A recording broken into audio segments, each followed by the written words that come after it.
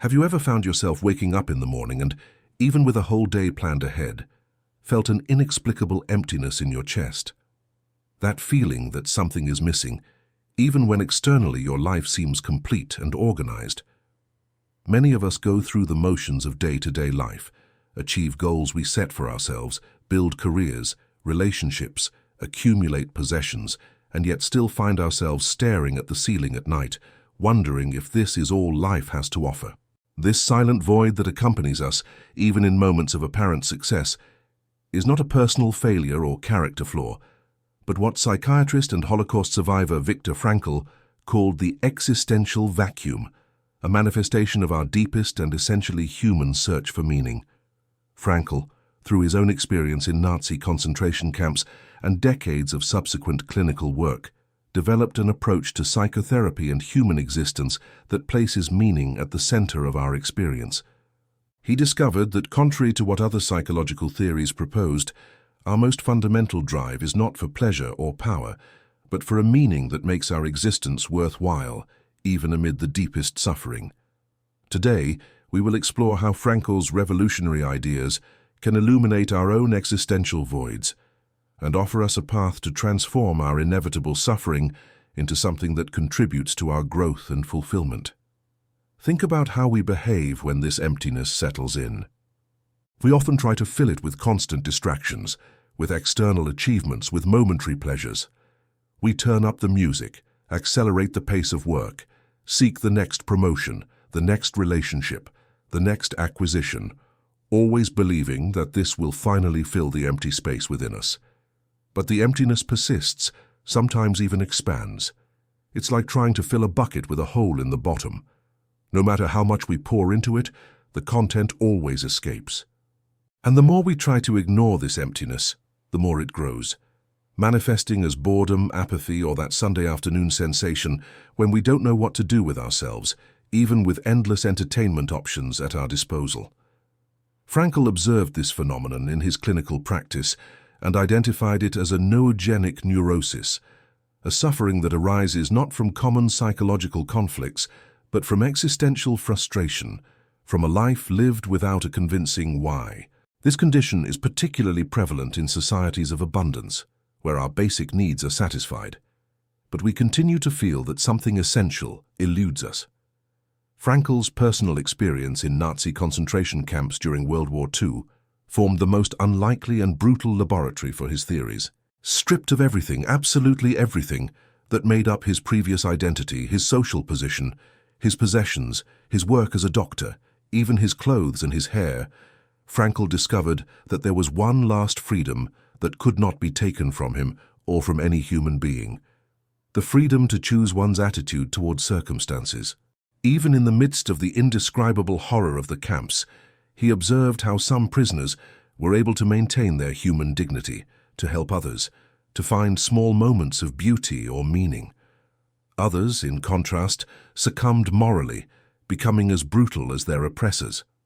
What made the difference, Frankl realized, was not the external conditions, but the ability to find meaning even in seemingly meaningless suffering. He frequently quoted Nietzsche, "Those who have a why to live can bear almost any how." This discovery became the cornerstone of Logotherapy, the school of psychotherapy that Frankl founded, focused on helping people discover or rediscover the particular meanings of their lives.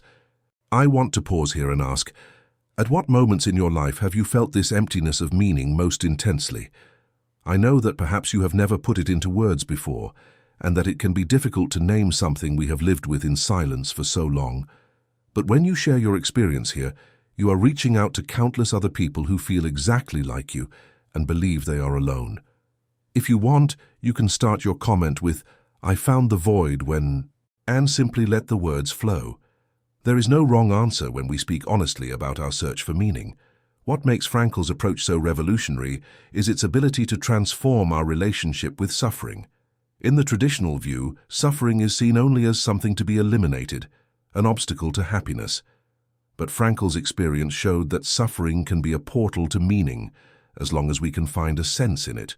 This does not mean glorifying suffering or seeking it, which would be masochism. It means that when suffering is inevitable, as in cases of terminal illness, irreparable losses, or circumstances we cannot change, we still have the ability to choose our attitude toward it and thus transform it into a human achievement. Frankl called this tragic optimism, the ability to say yes to life despite its tragic aspects. It is a perspective that does not deny pain, loss, guilt, death, but finds resources to face them with dignity and extract from them a meaning that transcends them. The search for meaning, in Frankl's view, is not a philosophical luxury reserved for moments of idle reflection. It is a vital psychological necessity, as essential as our impulses for physical survival. When this need is not satisfied, we experience the existential vacuum, which can manifest in various forms: chronic boredom, depression without apparent cause, compulsive behaviors, extreme conformism, totalitarianism, or what Frankl called Sunday neurosis, that anxiety that arises when we stop our frantic routine and confront the emptiness we try to avoid. These manifestations are especially common in our contemporary society, where material comfort and constant entertainment can temporarily mask but not resolve our hunger for meaning. We live in an age of extraordinary means, but confused ends. We know how to do almost anything, but we often don't know why we are doing what we do, or if it is worth doing. The great contribution of logotherapy was to show that this search for meaning can follow three main paths, which Frankl called creative values, experiential values, and attitudinal values. Creative values are realized when we create something, when we give something to the world through our work, art, or any productive activity. Experiential values are found when we receive something from the world, such as when we experience the beauty of nature, art, or the love of another person. Attitudinal values, perhaps the deepest, are realized when we transform a personal tragedy into a human triumph, when we choose a dignified attitude in the face of inevitable suffering. A mother who cares for a child with severe disabilities, finding in that dedication a purpose that transcends her suffering. A political prisoner who maintains his moral integrity even under torture.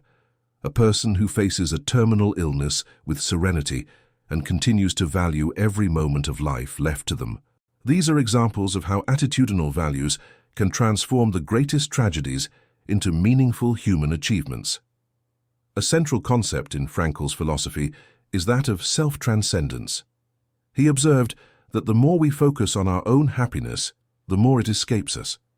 Happiness, Frankl argued, should not be pursued directly, but emerges as a side effect when we dedicate ourselves to a cause greater than ourselves or to a person we love. This is the paradox of self-transcendence. We only find ourselves when we forget ourselves, in service to something or someone beyond us. It is the opposite of contemporary narcissism, with its obsession with self-image, self-help, and self-development. In Frankl's view, the path to personal fulfillment necessarily passes through self-forgetfulness in function of a meaning that transcends us. This does not mean neglecting our needs, but recognizing that our psychological well-being depends on finding something that gives meaning to our existence beyond our own immediate satisfaction. Related to this concept is that of self-distancing, the specifically human capacity to step away from oneself and observe oneself with some objectivity. It is what allows us to laugh at ourselves in difficult situations or maintain serenity when everything around us seems to be falling apart. Frankl developed therapeutic techniques based on this capacity, such as paradoxical intention, where the patient is encouraged to desire precisely what they fear, thus creating a humorous distance from their symptom. For example, a person with insomnia who desperately tries to sleep may be instructed to try to stay awake as much as possible, which often results in relaxation and natural sleep. A speaker afraid of trembling in public may be encouraged to try to tremble as much as possible, which normally reduces or eliminates the trembling. These techniques illustrate how our capacity for self-distancing can free us from psychological vicious circles and restore our freedom of choice. An often misunderstood aspect of Frankl's philosophy is the nature of meaning. Many seek a universal and abstract meaning for life as a whole, when what Frankl emphasized was the concrete and specific meaning of each person's life in each situation. Meaning, in the logotherapeutic view, is not something we arbitrarily invent, but something we discover, as if it were waiting for us in the concrete situations of our lives. It's as if each moment presented us with a question, and our responsibility was to answer that question in the best possible way, given our capabilities and limitations.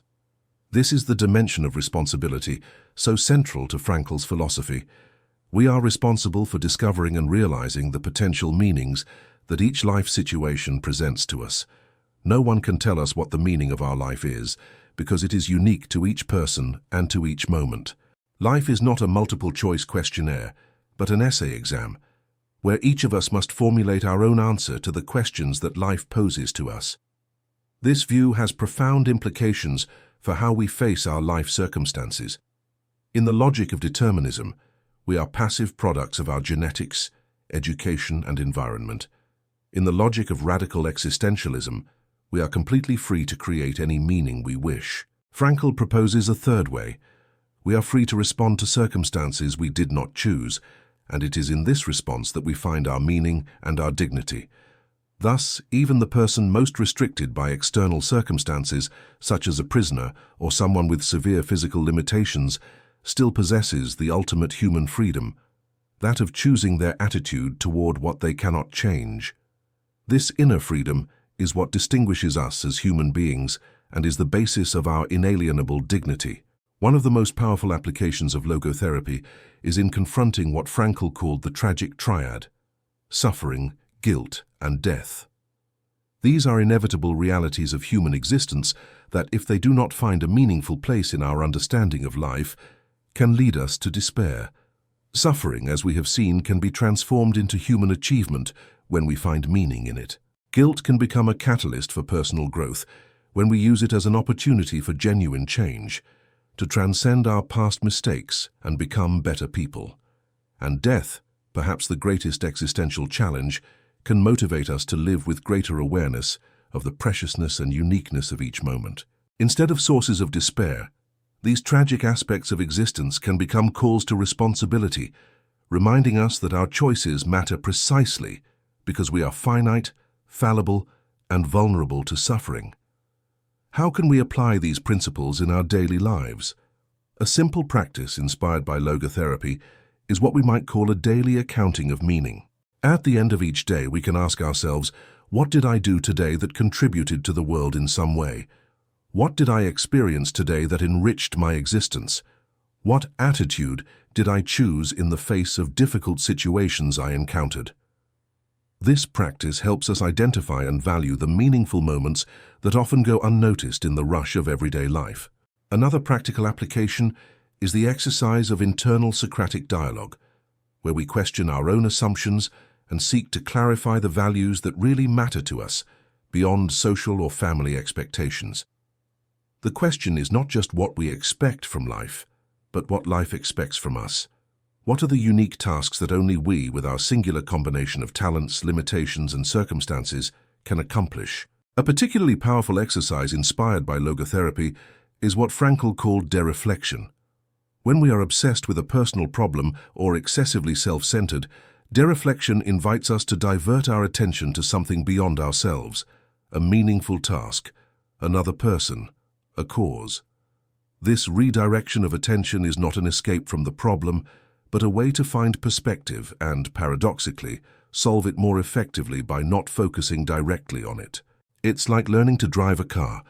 If we keep looking at the hood, we'll probably crash, but if we look at the horizon, we naturally adjust our direction. Similarly, by looking beyond our immediate concerns toward a greater meaning, we often find solutions that we wouldn't see if we remained obsessed with our problems. Frankl's philosophy also has profound implications for how we understand success. In conventional logic, success is defined by external metrics: money, status, power, recognition. In the logic of logotherapy, true success is living according to the particular meanings we discover on our journey. This doesn't mean rejecting external achievements, but putting them in perspective, seeing them as possible expressions of meaning, but not as its substitute. A person can have all the external appearances of success and still feel a deep existential void, while another can live in modest circumstances and experience a life full of meaning. The ultimate criterion is not what we have or achieve, but whether we faithfully respond to the questions that life poses to us, whether we fulfill the task that only we can fulfill. This perspective is particularly relevant in our contemporary culture, obsessed with metrics, rankings, and constant comparisons. On social media, we measure our worth by the number of followers, likes, or shares. At work, we are evaluated by performance indicators often disconnected from the real meaning of our contribution. In education, we reduce learning to grades and rankings. Logotherapy invites us to question this reductionist logic and recover a more human and meaningful measure of value. The true value of a life cannot be quantified or compared, for each life has its own unique meaning that can only be discovered and realized by the person living it. A fascinating aspect of Frankl's philosophy is his view on moral conscience. For him, conscience is not just an internalized superego, as Freud proposed, nor a mere product of social conditioning, but an organ of meaning, a pre-reflexive intuition that guides us toward what is meaningful in each unique situation. This is why blindly following abstract moral rules can, paradoxically, distance us from true morality, which requires sensitivity to the unique meaning of each situation. The truly ethical person, in Frankl's view, is one whose conscience is attuned to the potential meanings in each circumstance, and who responds to these meanings with authenticity and responsibility. This view of ethics as a response to meaning is a counterpoint to both moral relativism, which denies the existence of objective values, and moral dogmatism, which reduces ethics to a rigid set of rules. The spiritual dimension, or noetic as Frankl called it, is central to his anthropology. This does not necessarily imply religiosity in the conventional sense, although Frankl was personally religious. The noetic dimension refers to the specifically human capacity for self-transcendence, of orientation toward meanings and values that go beyond our biological and psychological existence. It is in this dimension that we find our fundamental freedom and responsibility, our capacity to position ourselves in relation to our biological, psychological, and social conditions. A human being is not just a set of instincts, conditioning, and social determinants, but a being capable of rising above these factors and taking a position towards them. This view dimensions integrative that does not deny our biological or psychological nature, but recognizes that we are not reducible to these dimensions. Logotherapy, as a therapeutic approach, differs significantly from other schools of psychotherapy in its orientation toward the future and toward meaning. While traditional psychoanalysis focuses on the past and unconscious conflicts, and behavioral therapy focuses on present conditioning, logotherapy directs the patient's attention to the potential meanings awaiting them in the future. The patient is invited to discover meaningful tasks that only they can perform, people that only they can love in a particular way, situations that only they can face with their unique attitude. This redirection of attention has a mobilizing effect, activating inner resources that would remain dormant in an approach focused only on problems. It's as if the therapist were saying, "Look beyond your suffering, to the meaning that is calling to you, and you will find strength you didn't know you possessed." This orientation toward meaning has profound implications for how we understand and treat various psychological conditions. Depression, for example, can be seen not just as a neurochemical imbalance or a distorted thought pattern, but also as a crisis of meaning, a sign that the person has lost touch with what gives meaning to their existence. Treatment, then, must include not only the correction of biological or cognitive imbalances, but also reconnecting the person with their sources of meaning. Similarly, addictions and compulsive behaviors can be understood in part as attempts to fill an existential void, to escape the anxiety that arises when we do not find a convincing sense for our life. Full recovery requires not only abstinence from the problematic behavior, but the discovery of meanings that make life worthwhile without the escape provided by addiction. The application of logotherapy also extends to prevention. Frankl observed that many psychological problems arise when people do not find meaning in their lives, and that creating conditions for the discovery of meaning can prevent the development of these difficulties. This has important implications for how we structure our educational work and social institutions, An education that only prepares for the job market without cultivating the ability to discover and realize meanings can produce technically competent but existentially empty professionals. A work environment that only values productivity and profit without connecting workers with the broader meaning of their contribution can lead to alienation and burnout. A society that measures progress only in terms of economic growth and technological advancement without considering whether this development is serving meaningful purposes can become materially rich but spiritually impoverished. A particularly relevant aspect of Frankl's philosophy for our time is his critique of reductionism. We live in an age where we have increasingly detailed knowledge about the neurobiological, genetic, and environmental mechanisms that influence our behavior. This knowledge is valuable, but becomes problematic when it leads to a view of the human being as a mere product of these mechanisms, without the dimension of freedom and responsibility that constitutes our essential humanity. Frankl called this subhumanistic reductionism, the tendency to see the human being as less than it really is. Against this tendency, he proposed a dimensional anthropology that recognizes both our biological and psychological determinations and our ability to position ourselves in relation to them, to make meaningful choices even within the limits imposed by our condition. This view has profound implications for how we understand human dignity. If we are just the product of our genes, neurons, and conditioning, then our dignity is contingent and variable, depending on how functional these mechanisms are. But if we possess a spiritual dimension, a capacity to transcend our determinations and respond meaningfully to the situations of our life, then our dignity is inalienable, independent of our capabilities or circumstances. This is the basis for an ethics that respects humanity in each person, no matter how limited they may seem by illness, disability, or adverse circumstances. Each human being, in Frankl's view, is irreplaceable and unreproducible, with a unique meaning to realize that no one else can realize in their place.